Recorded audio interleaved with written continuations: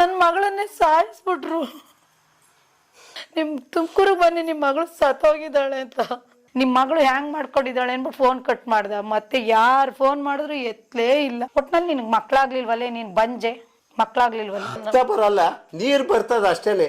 ನೋಡಿ ಹೊತ್ತು ಹೊತ್ತು ಹೊತ್ತು ಹೊತ್ತು ಸಾಕಾಗ್ಬಿಟ್ಟು ನೀರ್ ಬರ್ತಾ ಇಲ್ಲ ಸರ್. ನಮ್ ಸಂಕಟ ಬೇರೆ ಯಾವ ತಾಯಿದಿರ್ಗು, ಶತ್ರು ತಾಯಿದಿರ್ಗು ನನ್ ಸಂಕಟ ಬೇಡ ಸರ್. ನಾನು ಹೇಳೋದಿಷ್ಟೇ.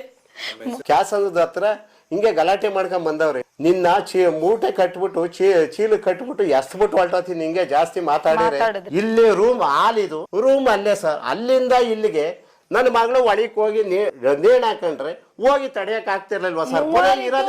ತಡೆಯಕ್ ಆಗ್ಲಿಲ್ವಾ ಸರ್? ಪ್ರೈವೇಟ್ ಬಸ್ನವ್ರಿಗೂ ಫೋನ್ ಪೇ ಮಾಡಿ ಊರಿಗೆ ಬಂದ್ಲು. ಊರಿಗೆ ಬಂದು ಒಂದ್ 20 ದಿವಸ ಇರ್ಸ್ಕೊಂಡ್ವಿ. ಆ ಅಪ್ಪಂಗೆ ಹೇಳಿದಕ್ಕೆ ಇಲ್ಲ, ಹೆಂಗ ಫೋನು ಮಾಡ್ಲಿಲ್ಲ ಹುಡ್ಗ ಮನೆ ಮಾಡಿದ್ದಾಗ. ಒಂದಿನ ನೈಟ್ ಅಲ್ಲಿ ಮಾಂಗಲ್ಯ ಎಲ್ಲ ಕಿತ್ಕೊಂಡ್ಬಿಟ್ಟು